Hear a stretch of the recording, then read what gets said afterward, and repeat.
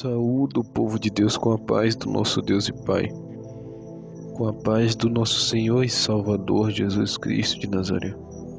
Que quem vos fala mais uma vez é o vosso irmão em Cristo, Pastor Lucas. Deus nessa noite nos deu mais uma palavra poderosa em forma de áudio devocional. Para os irmãos que estiverem e as irmãs que estiverem assistindo ou ouvindo pelo YouTube este áudio ou vídeo pelo YouTube, peço que se inscreva no canal, compartilhe o vídeo, faça a obra missionária junto comigo, curta, faça a obra missionária junto comigo, curta, aleluia, o vídeo, ative a opção de todas no sininho, para que mais vídeos venham chegar até você e você venha compartilhar. Porque não faz a obra missionária somente aquele que está no campo, pregando, fazendo evangelismo, fazendo visita, não. Você que compartilha os áudios que vêm da parte de Deus, também está fazendo a obra missionária. Porque o áudio ou o vídeo que você compartilha no YouTube chega a ter pessoas que estão precisando ouvir a palavra e Deus faz a sua obra. Glória a Deus. Há várias maneiras de fazer a obra do Senhor, ajudando o próximo, dizimando, ofertando, compartilhando o áudio, compartilhando a palavra do Senhor. Há várias maneiras. A palavra que o Senhor nos deu no dia de hoje encontra-se mais uma vez no livro de Daniel, capítulo 6. Vamos estar lendo somente o versículo 5, somente, que tem por tema Daniel na cova dos leões. Daniel capítulo 6, versículo 5 nos diz assim: Então estes homens disseram: Nunca acharemos ocasião alguma contra este Daniel, se não a procurarmos contra ele na lei do seu Deus. Glória a Deus. No Antigo Testamento, Daniel foi um exemplo de servo fiel, a ponto dos seus inimigos, ali, os presidentes, os príncipes, os prefeitos, os capitães, os governadores, os sátrapas, todas as autoridades ali abaixo do rei na Babilônia, a ponto deles falar acerca de Daniel: nunca acharemos nenhum defeito nele. Nunca acharemos nenhum erro nele, nunca acharemos nenhuma falha nele, a não ser que nós inventemos uma falha, criando uma lei contra a lei do Deus dele. E isso é algo louvável, isso é algo admirável, isso é algo que nós temos que tomar para nós. Não que Daniel fosse um super-homem, não, mas ele estava ali já representando o Cristo que viria para nos salvar, que também não tinha nenhuma falha, nenhum pecado diante dos homens e nem diante de Deus. Mas que a gente tome, por exemplo, Daniel. Daniel foi lançado na cova dos leões, foi perseguido, armaram, tramaram, criaram lei contra ele, fizeram tudo o que podiam e o que não podiam contra Daniel. E o versículo 11 vai dizer assim: Então aqueles homens foram juntos e acharam Daniel orando e suplicando diante do seu Deus.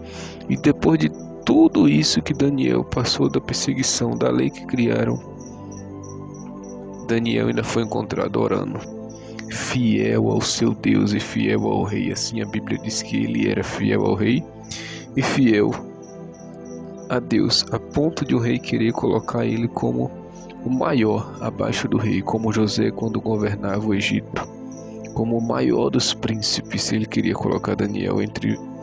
Daniel já estava entre os 3 maiores príncipes e o rei queria colocar ele como o maior príncipe para mandar em todos abaixo do rei.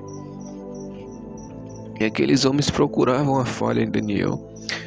Creio eu que todo dia eles procuravam, olhavam, espionavam, armava, tramava, mas não achava uma falha em Daniel. Ia lá, futucava Daniel para ver se Daniel brigava, para ver se Daniel discutia, para ver se Daniel errava, mas não achava uma falha, caluniava ele, perseguia, inventava mentira, fazia tudo para achar uma falha em Daniel e não achava. Tirava a paciência dele, não achavam falha nele. Aleluia. Então que essa venha a ser a nossa virtude, a virtude primeiramente de Cristo, que nunca errou, nunca pecou, e depois a virtude de Daniel, que não teve nenhuma falha para os seus inimigos usar contra ele.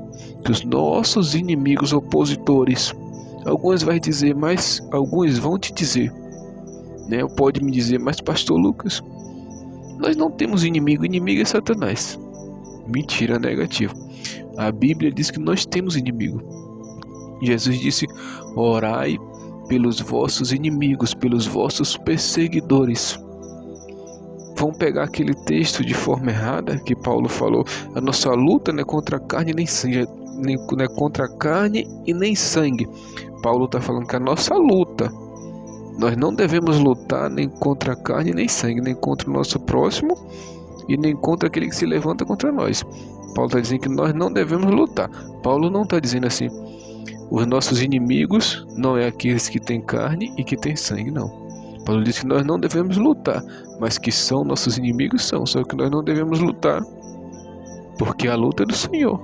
Ele disse para Josafá: nesta peleja não terei que pelejar, não tereis que pelejar. Aquietai-vos e sabei que eu sou Deus. Aquietai-vos e vede o livramento que eu vos darei. Então Paulo não diz: as pessoas não são vossos inimigos, não. Paulo diz: a nossa luta não é contra a carne nem sangue, mas sim contra as potestades, contra os inimigos que atuam na região celestiais, os demônios. O pior inimigo é Satanás, mas ele tem aqueles que ele usa para se colocar. Ainda que a gente não declare, a gente fale: fulano não é meu inimigo, ciclano não é meu inimigo, mas a pessoa faz questão de se colocar na posição de inimigos nossos. Mas nós não devemos lutar contra ele e nem contra ela. É isso que Paulo quer dizer.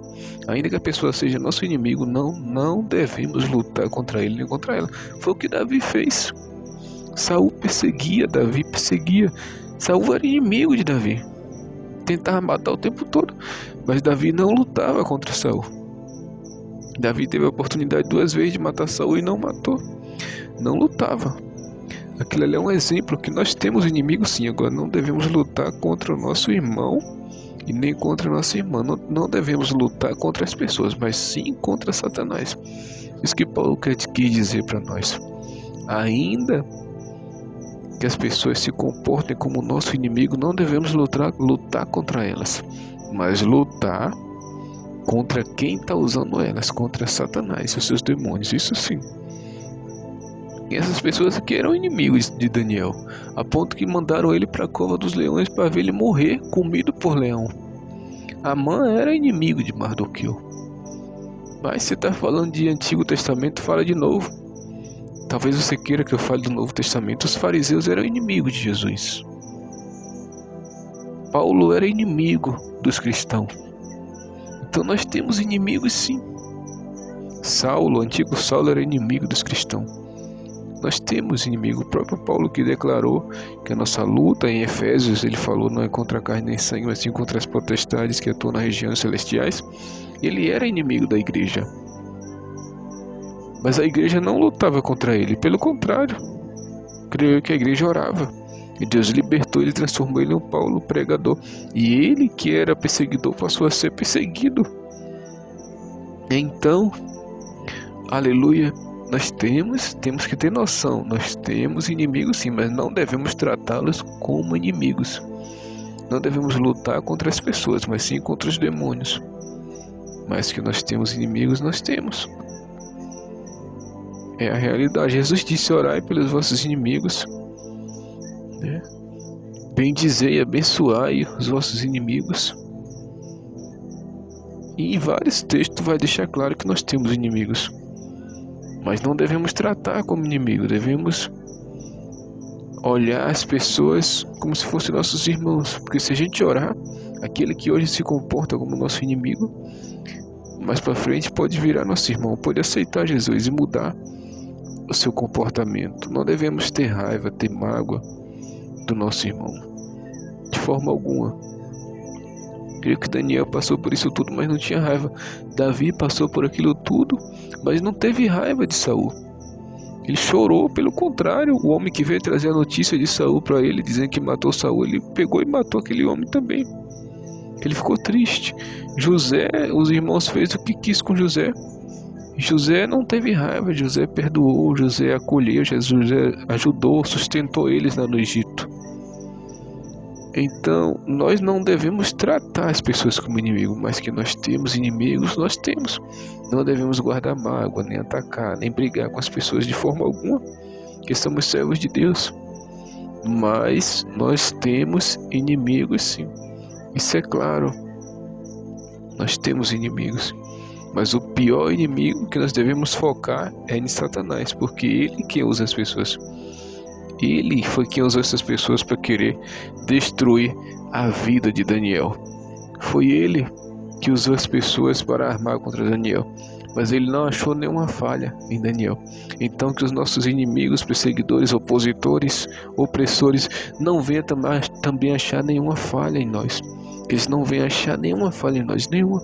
A gente venha a ser um exemplo. A gente venha a ser um exemplo de crente, de cristão.